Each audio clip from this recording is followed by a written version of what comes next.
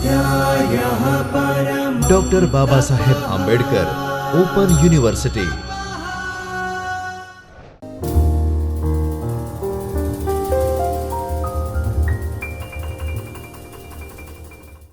નમસ્કાર. Doctor Baba Saheb Ambedkar open યુનિવર્સિટીના ચૈતન્ય સ્ટુડિયોમાં આપ સૌનું હાર્દિક સ્વાગત છે. હું ડૉક્ટર ખ્યાતિ દવે ઇતિહાસ વિષયમાં આજે આપને વૈદિક યુગ વિશે આગળ સમજાવીશ. આપણે આગલા લેક્ચરની અંદર વૈદિક યુગ વિશે ભણી ગયા. વૈદિક યુગ બાદ જે આખો સમયગાળો છે એ અનુવૈદિક યુગનો આવે છે. અનુવૈદિક યુગ એવું કહેવાય છે કે ઉત્તર વૈદિક યુગની વિશિષ્ટતા એટલે કે અનુવૈદિક યુગ, અનુવૈદિક યુગને જ ઉત્તર વૈદિક યુગ તરીકે ઓળખવામાં આવે છે. તો એમાં આપણે આગળ જોઈએ તો ઉત્તર વૈદિક યુગની જે વિશિષ્ટતા શું છે કે ભાઈ એની અંદર શું ખાસિયત હતી. ઈસવીસન પૂર્વે 1000થી ઈસવીસન પૂર્વે 600 સુધીના જે સમયગાળો જે છે એને ઉત્તર વૈદિક યુગ તરીકે ઓળખવામાં આવે છે. એટલે કે ઉત્તર વૈદિક યુગ એટલે કે અનુવૈદિક યુગ તરીકે ઓળખવામાં આવે છે.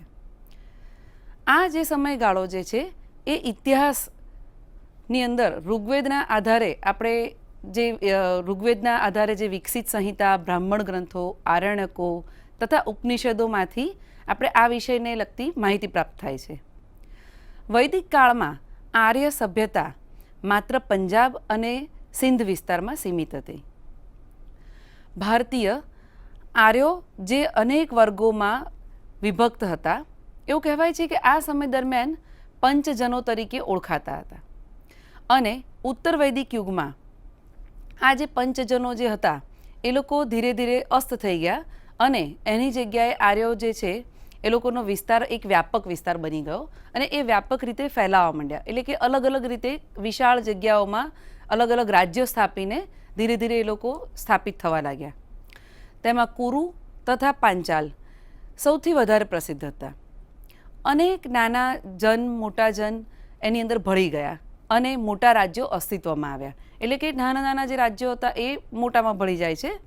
અને આમ ઉત્તર વૈદિક કાળમાં એવું કહેવાય છે કે એ પહેલાં આર્યો એ યમુના, ગંગા અને રાવી, ગંડક નદીના જે નદી દ્વારા જે સિંચાઈવાળો વિસ્તાર હતો એ વિસ્તારમાં જે છે ફળદ્રુપ વિસ્તાર, ત્યાં આગળ ઉપજાઉ મેદાનોમાં એ લોકો પ્રદેશો જીતી લીધા હતા અને ત્યાં આગળ એમણે પોતાની રાજ્યોની સ્થાપના કરી હતી.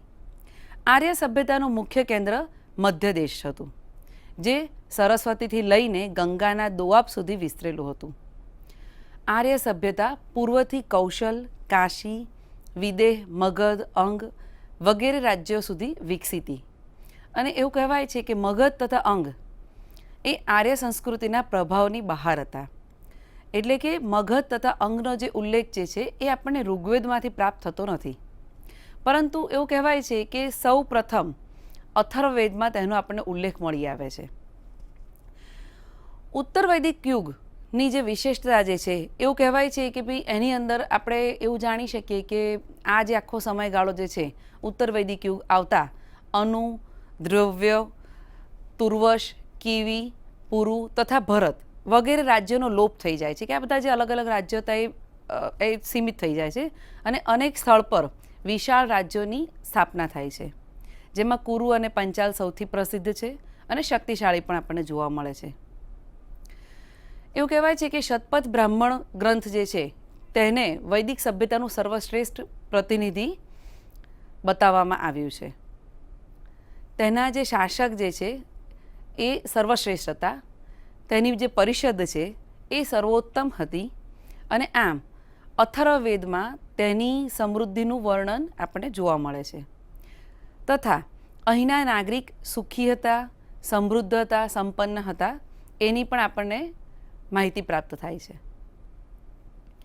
આમ આ ઉપરાંત આપણે કૃષિ પ્રધાન જે આખો આ સમાજ હતો એની કૃષિ પ્રધાન વ્યવસ્થા હતી. અર્થવ્યવસ્થા જે છે એ કબીલાઈ માળખામાં પરિવર્તિત થઈ ગઈ હતી. જે એક આખી કૃષિ પ્રધાન વ્યવસ્થા હતી ધીરે ધીરે એક ટોળી જનજાતિની અંદર પરિવર્તિત થઈ. વર્ણ વ્યવસ્થાની જે જટિલતા હતી એ આ સમયગાળા દરમિયાન આપણને ધીરે ધીરે વધુ જોવા મળે છે. ક્ષેત્રીય જે રાજ્યો હતા એનો ઉદય થાય છે. ધાર્મિક જે ક્રિયાકાંડો હતા એ આ યુગ દરમિયાન જ આપણને વધુ જોવા મળે છે. ધીરે ધીરે એવું કહેવાય કે ટેકનિકલ વિકાસની દ્રષ્ટિએ લોખંડનો પ્રયોગ વધુ થયેલો જોવા મળે છે. આ યુગની મહત્ત્વની લાક્ષણિકતા એ હતી કે લોખંડ એ વખતે અસ્તિત્વમાં આવી ગયું હતું. લોખંડને એ વખતે કૃષ્ણ અયસ તરીકે ઓળખવામાં આવતું હતું. આપણે સ્ત્રોતોની વાત કરીએ. અહીંયા આગળ આપણે કહીએ છીએ કે સાહિત્યિક સ્ત્રોતો, પુરાતત્વીય સ્ત્રોતો અને લોખંડ અને કળા. હવે સ્ત્રોતોની વાત કરીએ તો ઉત્તર વૈદિક યુગમાં જે કાળ જે છે એમાં અભ્યાસ માટે આપણે મુખ્યત્વે યજુર્વેદ, સામવેદ, અથર્વવેદ એ બધાનો આપણે આધાર લઈએ છીએ. અને એ વખતે એની રચના થઈ ગઈ હતી અને તેની રચના ઋગ્વેદ પછી થયેલી જોવા મળે છે. આ ત્રણેય વેદની બાકીના. યજુર્વેદમાં સૂક્તોનું સંકલન છે. એ સિવાય ધાર્મિક અનુષ્ઠાનનું પણ આપણને વર્ણન જોવા મળે છે. યજુર્વેદ અનુસાર ધાર્મિક અનુષ્ઠાન જે છે એ સ્વરપાઠની સાથે કરવાનો નિયમ હતો, બરાબર. આ ઉપરાંત સામાજિક અને રાજનૈતિક જે પરિસ્થિતિ જે છે એની જાણકારી પણ આપણને આમાંથી મળે છે, આ ગ્રંથમાંથી. ઋગ્વેદના મંત્રોને સૂર અને સંગીત સાથે બનાવ્યા અને તેનું જે રૂપ બદલાઈ ગયું અને આ મંત્રો જે હતા એને સંકલનનું નામ આપવામાં આવે છે સામવેદ. એને આપણે સામવેદ તરીકે ઓળખવા લાગ્યા. અથર્વવેદમાં સંકટ દૂર કરવા માટેના મંત્ર અને તંત્રોની ચર્ચા જોવા મળે છે. એટલે આના પરથી આપણે જાણી શકીએ કે ધીરે ધીરે સમાજમાં અંધશ્રદ્ધા અને વહેમ પ્રસર્યા. અથર્વવેદના આધારે પર વૈદિક કાળ પછી ધાર્મિક વિશ્વાસ અને પ્રથાઓની જાણકારી પણ આપણને પ્રાપ્ત થઈ છે. વૈદિક સંહિતાઓની રચના પછી કેટલાક વિશિષ્ટ પ્રકારના જે ગ્રંથોની રચના આપણને જોવા મળે છે થઈ, એટલે કે નવી થઈ છે. તેની અંદર આપણે જોઈ શકીએ છીએ કે બ્રાહ્મણ ગ્રંથો આપણને અસ્તિત્વમાં દેખાયા આ સમય દરમિયાન. તેના અનેક પ્રકારના ધાર્મિક અનુષ્ઠાનોનું સંકલન છે. આ અનુષ્ઠાનની રચના ધાર્મિક અને સામાજિક દૃષ્ટિકોણને ધ્યાનમાં રાખીને આપણને અહીંયા આગળ કરવામાં આવેલી જોવા મળે છે. ઉપરોક્ત આખી જે ગ્રંથોનો સમયગાળો જે છે એ ઈસવીસન પૂર્વે 6000થી ઈસવીસન પૂર્વે 1000 સુધીનો એ વચ્ચેનો માનવામાં આવે છે. હવે એવું આપણે જોઈએ આગળ કે ભાઈ સાહિત્યિક સ્ત્રોતોની આપણે જે આ બધી વાત કરીએ છીએ, ઉપરોક્ત જે બધા સ્ત્રોત હતા એ વૈદિક જે કાળ જે છે એ પછી 500 વર્ષ સુધીના આપણને ઇતિહાસ જાણવા માટે આપણને એ મદદરૂપ થાય છે. સિંધુ સંસ્કૃતિ અને ઋગ્વેદ કાળ પછી પણ આપણને ઉત્તર વૈદિક કાળ સુધી આપણને જે આખી જે લાંબો જે સમયગાળો જે છે એ જાણવા માટે આપણે આ બધા જ સ્ત્રોત આપણને ઉપયોગી થઈ શકે છે.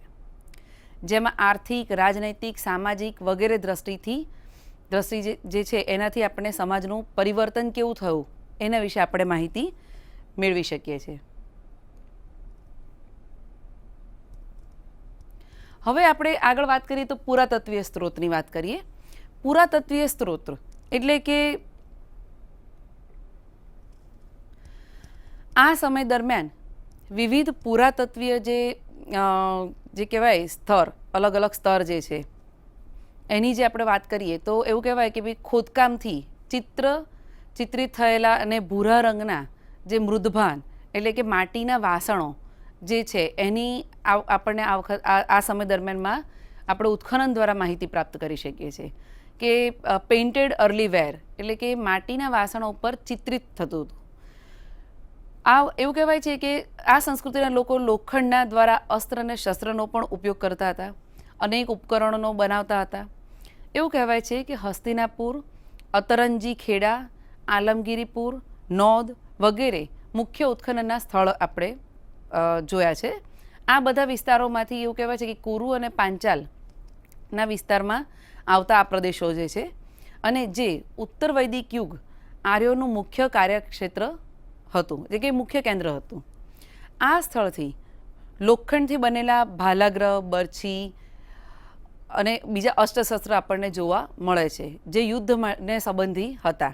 એવું કહેવાય છે કે જેના કારણે આપણે સ્પષ્ટ રીતે અહીંયા આગળ જાણી શકીએ કે ભાઈ આ સમયગાળા દરમિયાન યુદ્ધ માટે લોખંડથી બનેલા અસ્ત્ર અને શસ્ત્રનો ઉપયોગ નિર્માણ થતા હતા અને ધીરે ધીરે તેમાંથી કૃષિના ઓજારો પણ બનવા લાગે છે અને બીજા અન્ય સાધનોનો પણ આ સમય દરમિયાન ઉપયોગ થવા માંડે છે. હવે લોખંડની વાત કરીએ તો લોખંડ અને કલા વિજ્ઞાન જે આપણે જોઈ શકીએ કે ભાઈ લોખંડ અને કલા વિજ્ઞાન એ પણ આ સમય દરમિયાનનો એક મહત્ત્વનો આપણા માટે ભેટ છે. ટેકનિકલ વિકાસની વાત દ્રષ્ટિએ જોઈએ તો લોખંડનો ઉપયોગ એ આ યુગની મહત્ત્વની લાક્ષણિકતા છે. ઉત્તર વૈદિક કાળ એ આ યુગ હતો કે જેની અંદર ભારતમાં લોખંડ યુગ પ્રારંભ થઈ ગયો હતો. લોખંડને કૃષ્ણયાસ આપણે આગળ જોઈ ગયા એ પ્રમાણે કૃષ્ણયાસ પણ કહેવામાં આવે છે. લોખંડની પહેલાં એવું કહેવાય છે કે કાંસુ એ મુખ્ય ધાતુ હતી વૈદિક અનુવૈદિક સમય દરમિયાનની, જે તાંબુ અને ટીનમાંથી એ બંનેને ભેગું કરીને બનાવવામાં આવતી હતી. કાંસા પછી ધીરે ધીરે લોખંડની શરૂઆત ઉત્તર વૈદિક યુગ દરમિયાન થયેલી જોવા મળે છે. ઉત્તર વૈદિક ગ્રંથો જે છે એમાં લોખંડ માટે કૃષ્ણયાસ શબ્દ વપરાયો છે. ભારતમાં લોખંડનો સર્વપ્રથમ પ્રયોગ એ ઈસવીસન પૂર્વે 1000માં શરૂ થયેલો જોવા મળે છે. આપણે એ સમય દરમિયાનમાં એના ઉલ્લેખો આપણને પ્રાપ્ત થાય છે. આ યુગના આધુનિક પાકિસ્તાન સ્થિત ગંધાર પ્રદેશમાં ખોદકામ દરમિયાન ઓજારો પ્રાપ્ત થયા છે. એવું માનવામાં આવે છે કે આ સમય આ જે છે આખી વાત કે ભાઈ ઉત્તર ગંગા જે ઘાટીનો જે પ્રદેશ છે જે જંગલનો હતો એ સમય દરમિયાન, તો એ લોખંડની કુહાડીથી જ આખો એ મેદાની વિસ્તાર બનાવવામાં આવ્યો છે, એટલે કે જંગલોનો નાશ કરવામાં આવ્યો છે. આવા ઓજારો બલુચિસ્તાનમાં પણ આપણને પ્રાપ્ત થયા છે. આ સમયમાં પૂર્વ પંજાબ, પશ્ચિમ ઉત્તર પ્રદેશ, રાજસ્થાન વગેરે જગ્યાએથી પણ આપણને લોખંડના પ્રયોગોવાળા સાધનો અને બીજી વસ્તુઓ પ્રાપ્ત થઈ છે. ઉત્તર વૈદિક યુગના લોકોની જે મુખ્ય આજીવિકા હતી એ ખેતી હતી. વૈદિક ગ્રંથોમાં 6, 8, 12 અને 24 જેટલા બળદો જોડેલા હળની ચર્ચા આપણને જોવા મળે છે. અને તેમાં કંઈક અતિશયોક્તિ હશે, પરંતુ એના પરથી આપણે માહિતી પ્રાપ્ત કરી શકીએ કે એ લોકો હળનો ઉપયોગ કરતા હતા બળદ જોતરીને. આમ ઉત્તર વૈદિક યુગ દરમિયાન લોખંડનું કલા વિજ્ઞાન તેની ચરમસીમા પર હતું અને ખૂબ જ વિકસિત હતું. અર્થવ્યવસ્થાની વાત કરીએ આપણે તો એવું કહેવાય છે કે ઉત્તર વૈદિક યુગમાં આર્યોના જીવનમાં મહત્ત્વના પરિણામો આવેલા જોવા મળે છે, જેની અંદર એવું કહી શકાય કે પશુપાલનની સરખામણીમાં કૃષિ આર્થિક જીવનનો મહત્ત્વનો આધાર બની ગયું હતું. એટલે કે કૃષિથી જે લોકોને અનાજ પ્રાપ્ત થતું કે જે કપડાં, સૂતરવું કપડું ને વગેરે જે લોકો મેળવી શકતા હતા, એટલે કે જીવન જીવવા માટે જે બેઝિક જરૂરિયાતો છે એ લોકો પ્રાપ્ત કરી શકતા હતા. હવે કૃષિની વાત કરીએ તો વૈદિક કાળ દરમિયાન આર્યોનો મુખ્ય વ્યવસાય કૃષિ હતો. કૃષિમાં આ યુગમાં અનેક સુધારા આપણને જોવા મળે છે. સારા પ્રકારના હળ જોવા મળ્યા અને હળને 24 જેટલા બળદો દ્વારા જોડવામાં આવતા હતા એવા પણ આપણને ઉલ્લેખો પ્રાપ્ત થાય છે. આ યુગમાં ખેડૂતોને ખાતર, સિંચાઈ અને તેની ઉપયોગિતાનું જ્ઞાન પણ હતું. એ પણ આપણને એવી પણ માહિતીઓ આપણને પ્રાપ્ત થાય છે. આ ઉપરાંત ગોબરનો વારંવાર ઉલ્લેખ આપણને અહીંયા જોવા મળે છે. એટલે કે એના દ્વારા સારી ઉપજાઉ જમીનમાં વર્ષની અંદર 3 વખત પાક લઈ શકાય એવી રીતની એ લોકોએ આખું સંશોધન કરીને પાકની વ્યવસ્થા કૃષિની અંદર એવી સંશોધનો કરેલા હતા. શતપથ બ્રાહ્મણમાં કૃષિની દરેક પ્રક્રિયાનો ઉલ્લેખ આપણને જોવા મળે છે.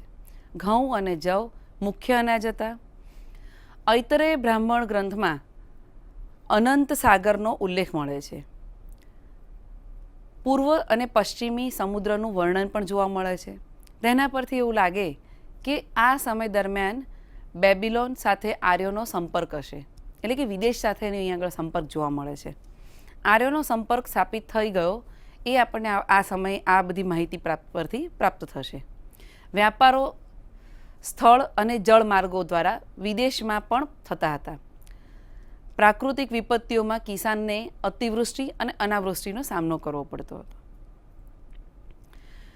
એવું કહેવાય છે કે આર્યો એ હળથી પરિચિત હતા અને એ લોકો તથા તેને ઉર્કલ, બંગલા તથા સિરાના નામથી ઓળખવામાં આવતા હતા. ઉત્તર વૈદિક યુગમાં મુખ્ય ઉપજ જવ ન રહેતા ધાન થઈ ગયા હતા, એટલે કે વિવિધ પ્રકારના ધાન એ લોકો ઉગાડવા માંડ્યા હતા. ખેતીમાં જેમ કે યવ એટલે કે જવ, ગોછુમ એટલે કે ઘઉં, અડદ, મગને મૃદંગ કહેતા હતા, અને બ્રીહી એટલે કે બીજા અન્ય ધાન વગેરે કૃષિના મુખ્યત્વે પાક હતા. હવે એવું કહેવાય છે કે પશુપાલનની આપણે વાત કરીએ, જે ખેતીની સાથે જ જોડાયેલો છે. તો એવું કહેવાય કે ભાઈ પશુપાલનની જ્યારે આપણે વાત કરીએ છીએ કે ભાઈ કૃષિની સાથે પશુપાલન જોડાયેલું છે, અને પશુપાલનની સાથે ઉદ્યોગ, વેપાર અને અન્ય વ્યવસાયો જોડાયેલા છે. આ આખી એક અર્થવ્યવસ્થાની એ લોકોની એક સિક્વન્સ છે કે ભાઈ કૃષિ સાથે જ પશુપાલન છે. તો આપણે એના વિશે જોઈએ કે ઉત્તર વૈદિક કાળમાં પશુપાલનમાં વૃદ્ધિ થઈ હતી. પશુઓ માટે સારા આવાસ બનવા લાગ્યા હતા, એટલે કે એ લોકો માટે પણ એક વ્યવસ્થિત વ્યવસ્થા હતી. એવું કહેવાય છે કે મુખ્ય પાલતુ પશુમાં ગાય, બળદ, ઘોડા, ઘેટા, બકરી, ભેંસ, ગધેડા, સુવર, ઊંટ, હાથી વગેરે હતા. તેમાં ગાયનું વિશેષ મહત્ત્વ હતું. ગાયને પૂજનીય માનવામાં આવતી હતી. રાજા બ્રાહ્મણોને ગાય દાનમાં આપતા હતા. આર્ય પ્રજા ભોજનમાં દૂધ, દહીં અને ઘીનો ઉપયોગ કરતા હતા. એવું કહેવાય છે કે હાથી પણ પાળવામાં આવતા હતા, અને આમ એવું કહેવાય કે પશુઓ ભાર વહનના અને હળ ખેંચવાના કામમાં ઉપયોગમાં લેવાતા હતા. આર્ય પ્રજા જે છે એ પશુઓ દ્વારા દૂધ, ચામડું વગેરે પ્રાપ્ત કરતી હતી, અને ઊન પણ મેળવતી હતી, જેનો વિવિધ વ્યવસાયોમાં ઉપયોગ કરતા હતા.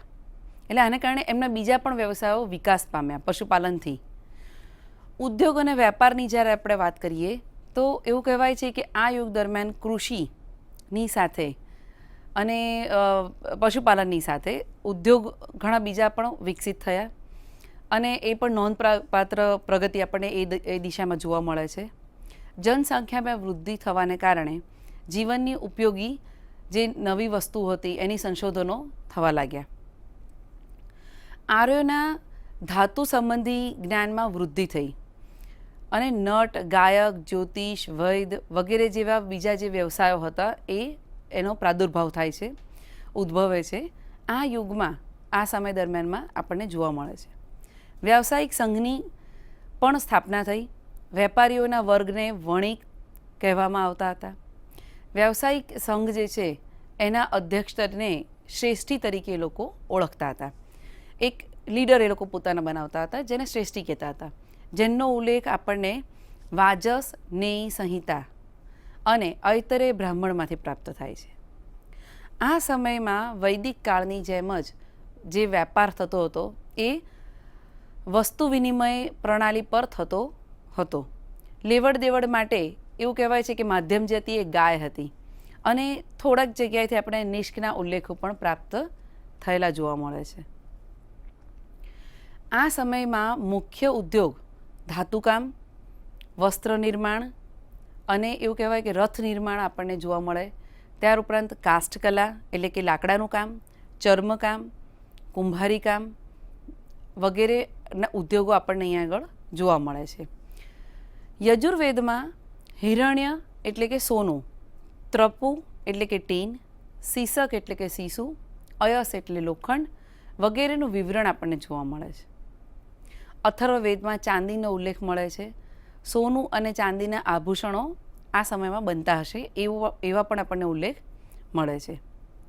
ટેકનિકલ વિકાસની વાત દ્રષ્ટિએ જોવામાં આવે, એની વાત કરીએ આપણે તો ભારતમાં લોહયુગ શરૂ થઈ ગયો હતો.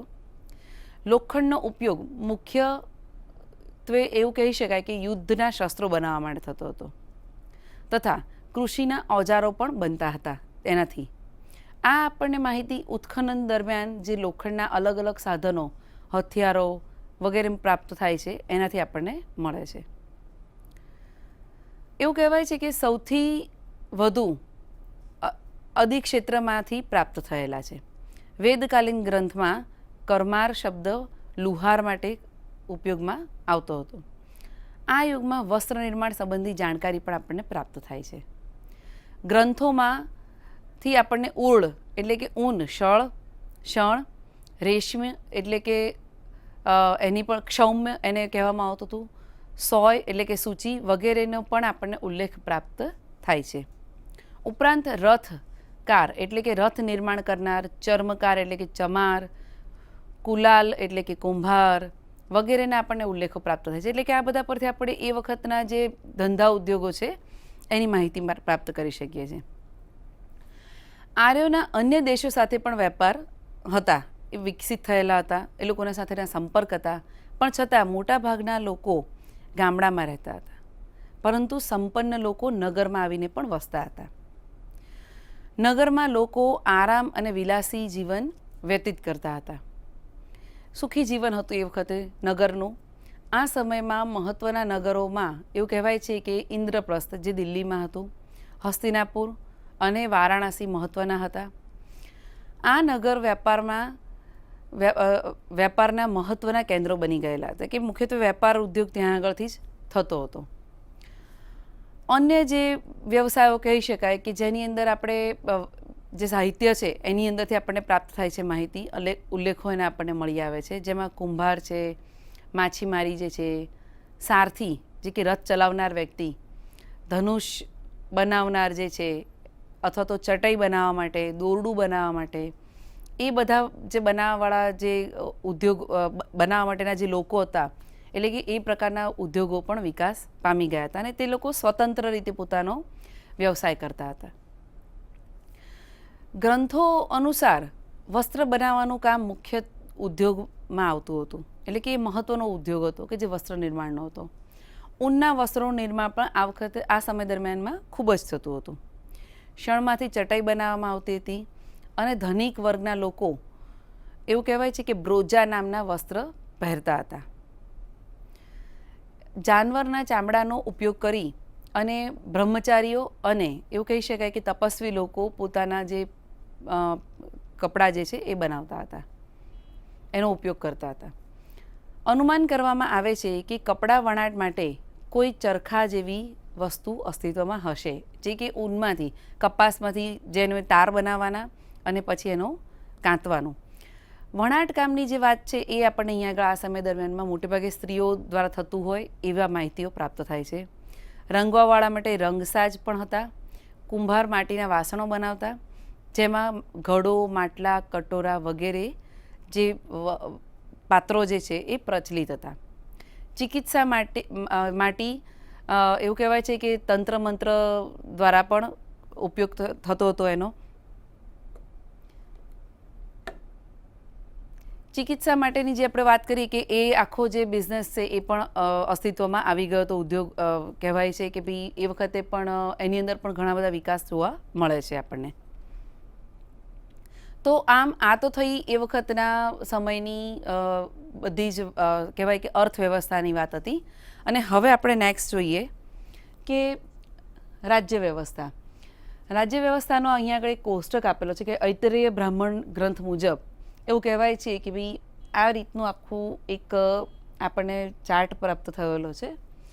અને એવું કહેવાય કે સૌથી ક્રમ પ્રમાણે જોઈએ રાજ્ય વ્યવસ્થાની અંદર સૌથી ઉપર જે છે શક્તિશાળી રાજ્યોની સ્થાપના થઈ હતી, જેમાં રાજાના અધિકારોનીમાં વૃદ્ધિ થયેલી આપણને જોવા મળે, રાજ કર્મચારીની સંખ્યામાં વૃદ્ધિ. આ જે એક આખી સિક્વન્સ છે જે એ રાજ્યને લગતી આપણને જોવા મળે છે.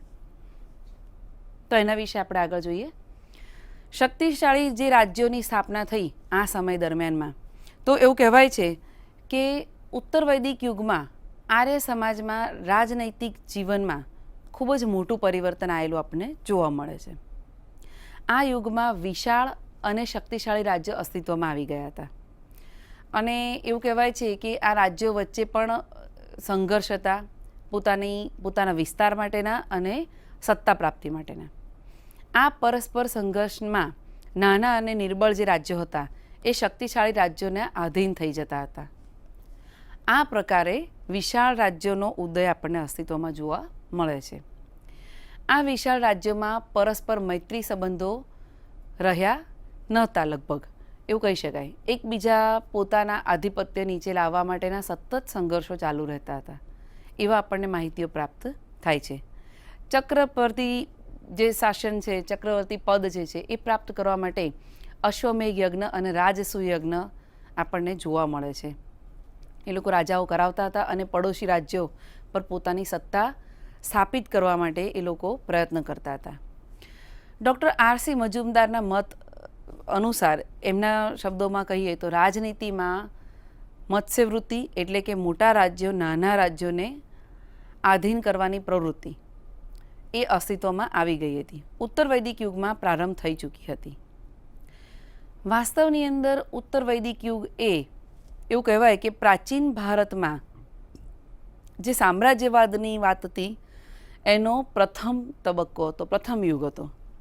આ સમય દરમિયાન આર્યોના ઉલ્લેખ નીચે ગાંધાર, કૈકેયી, મદ્ર, મત્સ્ય, કુરુત્સ્ય, પાંચાલ, કાશી, કૌશલ, વિદેહ, અંગ, મગધ વગેરે જે રાજ્યો જે છે એના આપણને ઉલ્લેખો પ્રાપ્ત થયેલા જોવા મળે છે. આ યુગ જે છે એમાં સામંતવાદી પ્રવૃત્તિનો વિકાસ થયેલો આપણને જોવા મળે છે. એવું કહેવાય છે કે સામંતવાદી પ્રવૃત્તિ અહીંયા આગળ શરૂ થઈ ગઈ હતી. રાજ્યતંત્ર સંગઠિત થઈ રહ્યું હતું અને બીજે બાજુ લોકશાહી એટલે કે પ્રજાતાંત્રિક આખી જે ભાવના હતી એ ભાવનાનો પણ અહીંયા આગળ વિકાસ થયેલો જોવા મળે છે. જેમ જેમ તેમનો પ્રભાવ વધતો ગયો તેમ તેમ એવું કહેવાય છે કે નવી નવી પદવીઓથી પોતાને વિભૂષિત કરવાનું જે આખી જે વાત હતી એ અહીંયા આ સમય દરમિયાન શરૂ થયેલી જોવા મળે છે. જેમ કે અધિરાજ, રાજાધિરાજ, સમ્રાટ, એકરાટ, ચક્રવર્તી એ જે સમ્રાટ છે એ, સાર્વભૌમ વગેરે શબ્દો આપણને અહીંયા આગળ જોવા મળે છે. રાજાના અધિકારમાં વૃદ્ધિ થયેલી આ સમય દરમિયાન આપણને જોવા મળે છે. આ યુગમાં રાજ્યોનો વિસ્તારથી સાથે સાથે રાજાની સ્થિતિમાં પણ ખૂબ જ પરિવર્તનો આપણને આવેલા જોવા મળે છે. રાજાના પ્રભાવ અને શક્તિમાં વૃદ્ધિ થયેલી જોવા મળશે. રાજા પોતાના રાજ્યમાં કોઈ પણ વ્યક્તિને દંડ કરી શકતો હતો, પોતાના કર્મચારીને પદભ્રષ્ટ પણ કરી શકતો હતો. એટલે કે એની પાસે ઘણી બધી સત્તાઓ હતી. મનમાન્ય કર પણ એ લઈ શકતો હતો. અને એવું કહેવાય છે કે રાજ્યની ભૂમિ પર રાજાનો અધિકાર માનવામાં આવતો હતો. તેનું જે પદ છે એ વંશાનુગત હતું. એવું કહેવાય છે કે પેલી કે રાજા પછી એનો જે મોટો દીકરો હોય એ જ ગાદી પર આવે. ન્યાયકર્તા, પ્રજાપાલક તથા સેનાપતિ બધા જ અધિકારો રાજા પાસે હતા. રાજ્યાભિષેકનું મહત્ત્વ ખૂબ જ વધી ગયું હતું. રાજસત્તા પર કોઈ પ્રભાવશાળી નિયંત્રણનો અભાવ હતો. એવું કહેવાય છે કે એક પ્રભાવશાળી જે નિયંત્રણ હોવું જોઈએ રાજા પર એ નહોતું, એ હતું નહીં. પરંતુ આ સમય દરમિયાનમાં રાજ્યતંત્ર સંપૂર્ણ નિરંકુશ પણ ન હતું.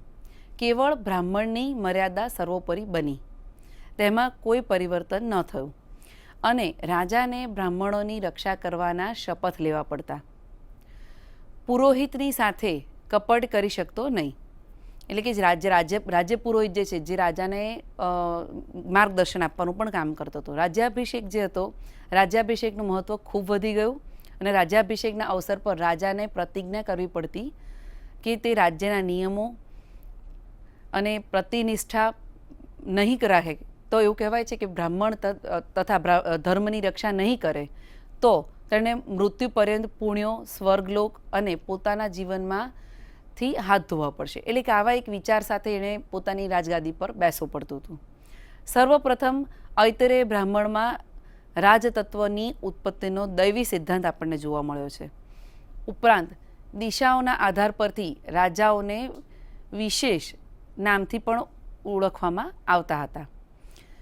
જેની વાત કરીએ આપણે કે ભાઈ મેં તમને આગળ જે પેલું કોષ્ટક બતાવ્યું એ પ્રમાણે ઐતરેય બ્રાહ્મણનો ગ્રંથ જે છે એ મુજબ આપણે જોઈ શકીએ છીએ કે ભાઈ જે દિશા છે ઉત્તર દિશા, શાસન પ્રથાનું નામ જે છે વૈરાજ્ય, રાજાનું નામ છે વિરાટ અને ઉદાહરણ તરીકે ઉત્તર કુરુ, ઉત્તર મદ્ર. એ રીતે દક્ષિણ દિશા કે દક્ષિણ વિસ્તારની વાત કરીએ તો એનો જે શાસન પ્રથાની નામ છે એ મૌજ્ય, મોજ રાજાનું નામ અને ઉદાહરણ તરીકે આપણે સાત્વત તરીકે આપણે ઓળખીએ છીએ. આ ઉપરાંત પછી મધ્ય વિસ્તાર છે, મધ્ય દિશા છે, એના રાજ્ય, રાજા અને કુરુ, પંચાલ અને કૌશલ એવી રીતના આપણે ઉદાહરણ તરીકે એને જોઈએ છીએ. પૂર્વ દિશાની વાત કરીએ તો સામ્રાજ્ય, શાસન પ્રથાનું નામ છે સામ્રાજ્ય, રાજાનું નામ છે સમ્રાટ અને ઉદાહરણ તરીકે લઈએ તો મગધ, વિદેહ અને કલિંગ. અને છેલ્લે જે પશ્ચિમ દિશા છે, પશ્ચિમ વિસ્તાર છે, એમાં જે શાસન પ્રથાનું નામ છે એ સ્વરાજ્ય, રાજાનું નામ છે સ્વરાટ અને ઉદાહરણ તરીકે છે સૌરાષ્ટ્ર, કચ્છ અને સૌવીર. આવી રીતે આપણે અલગ અલગ રીતે આ આખા કોષ્ટકને આપણે જોઈએ છીએ અને જેના દ્વારા આપણને એ સમયની આખી જે રાજ્ય વ્યવસ્થા છે, જે દિશા પ્રમાણે જે છે એની આપણને માહિતી પ્રાપ્ત થાય છે.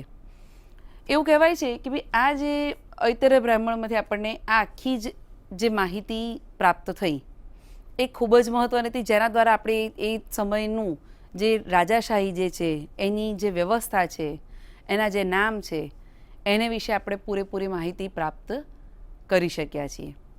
તો મિત્રો, આપણે આજે આટલા કહી શકાય કે ભાઈ અનુવૈદિક યુગ જે છે એના વિશે આપણે આજે આટલી માહિતી પ્રાપ્ત કરી કે જેની અંદર આપણે અર્થવ્યવસ્થા જોઈ, કૃષિ જોયું, એના વિસ્તારો જોયા રાજ્યના, બરાબર. તો એ વિશે આપણે આગળ જોયું અને હવે વધુ આપણે જે છે આના વિશે આવતા અંકમાં જોઈશું. નમસ્કાર. स्वाध्यायः परमम्